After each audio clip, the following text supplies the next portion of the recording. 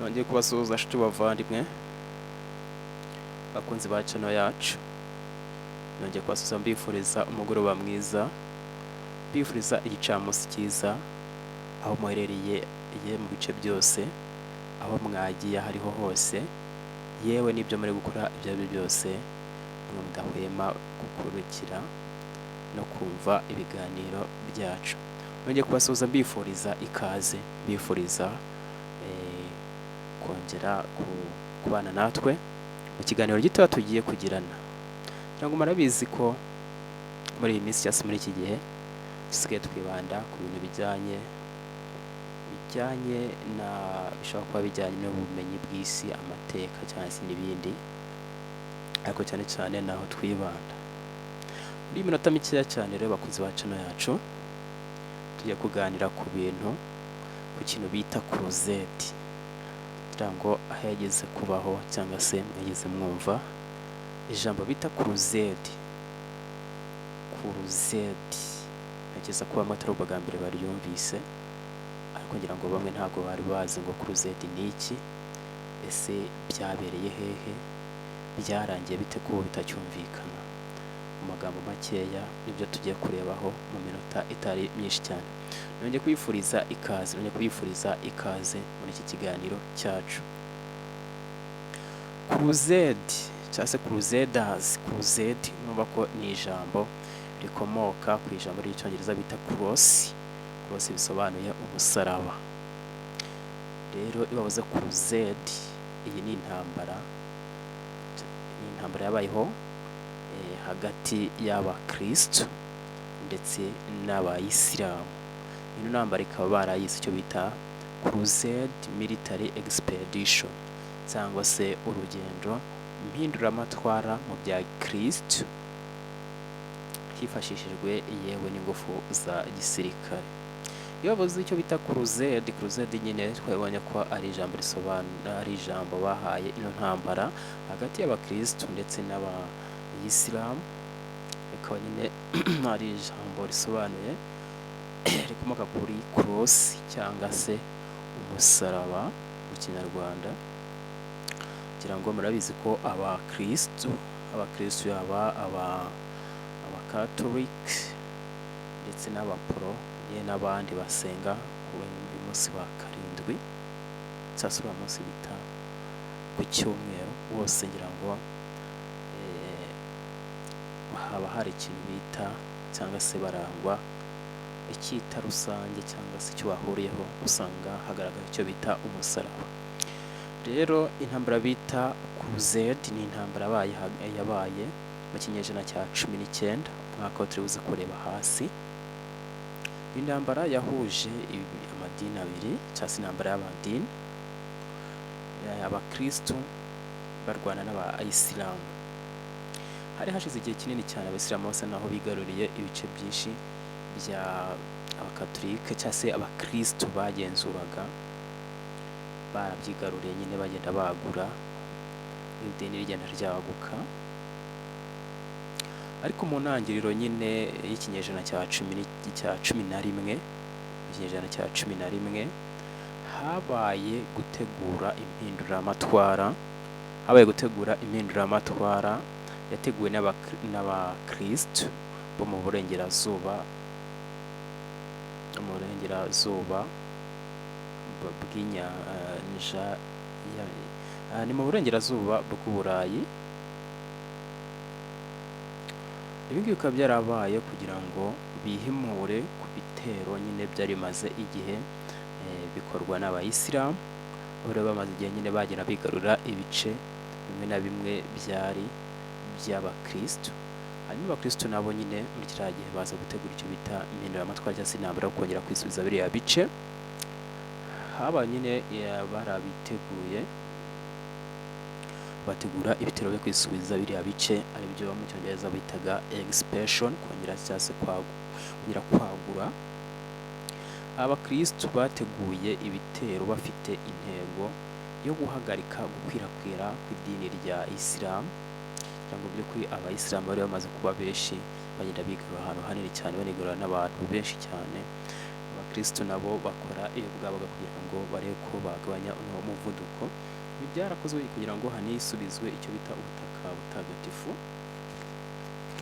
Ibyo ngibyo bikaba ibyo bitaga Holy Land. Ubutaka kandi hari harimo si ukwigarura bw'ubutaka gusa, hari harimo no kwigarura nyine biriya bice byo mu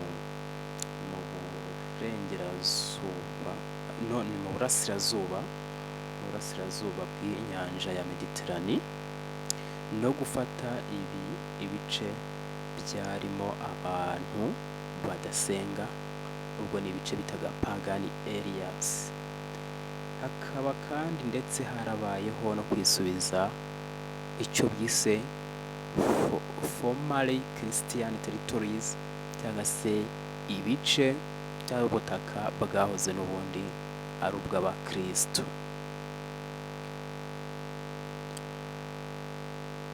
Ibi ngibi ntabwo byagarukiye aho, kubera ko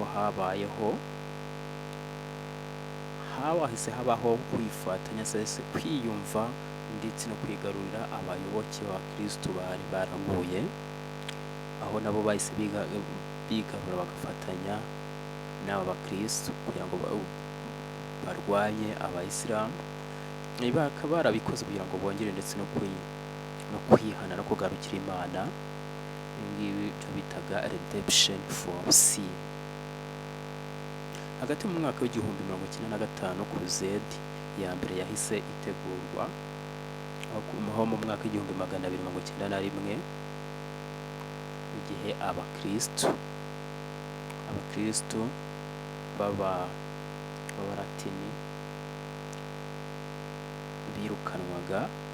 bari birukanwe mu bwami bwabo, cyane cyane nko mu gihugu cya Syria. Hahise haba ingendo nyinshi zerekeza ku butaka butagatifu. Urugero nk'aho izi ngendo zakorerewe ni ahantu habiri, aho bita Spain ndetse n'aho bita Baltic. Intambara ya crusade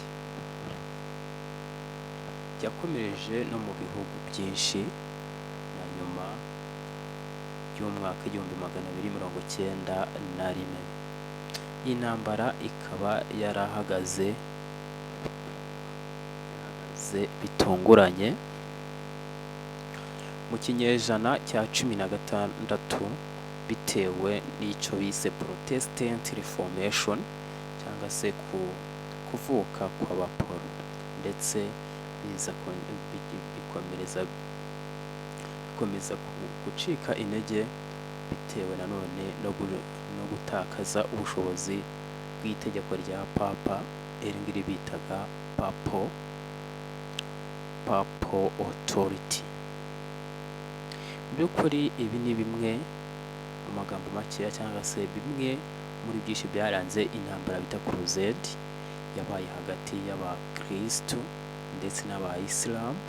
Iyi ni intambara yaguyemo abantu benshi, ni intambara yabaye igihe kirekire, ni intambara yabayeho guhangana hagati y'amadini, cyangwa se hagati y'abakristo na Isilamu. Ikaba ari intambara byarangiye mu by'ukuri abakristo hari ibice bimwe na bimwe bagaruye, ari nako abantu bakomeje kugenda barwa nyine muri iyi ntambara. Inshuti bakunzi ba channel yacu, ngira ngo iminota yari iyi ngiyi, ntabwo tuzatuganira iminota myinshi, tuzadufata iminota mikeya tugire ikintu, cyangwa se tugire n'iminota y'ubwenge, cyangwa se yo kumenya ibyaranze iyi si, aho twayita isomo, cyangwa se iminota y'ubwenge. Ubutaha tukaba tuzareba ese hamaze kuvuka iriya Protestant Reformation yayobowe n'uwo bita Martin Luther kwa 1700 mwaka 1700 aho ngaho niho Martin Luther asa n'abayoboye biriya bikorwa nanone byo kuvuka, cyangwa se gutandukana kw'abakristo hakavamo abaprotesta ndetse hakabaho n'abakatolika. Ubutaha rero tukaba tuzareba ibyagiye bikurikirana none biba muri aya madini, nyuma y'uko habayeho nyine kuvuka kwa Protestant. Inshuti bakunzi ba Isange TV rero ngira ngo ikiganiro cyacu reka tube tukisubikiye ahangaha. Niba wumva hari icyo bikumariye, hari icyo ukuyemo, nagusaba gukora subscribe, gukora like kugira ngo tujye gukomeza tubane no mu biganiro bitandukanye. Mukomeze kugira umugoroba mwiza.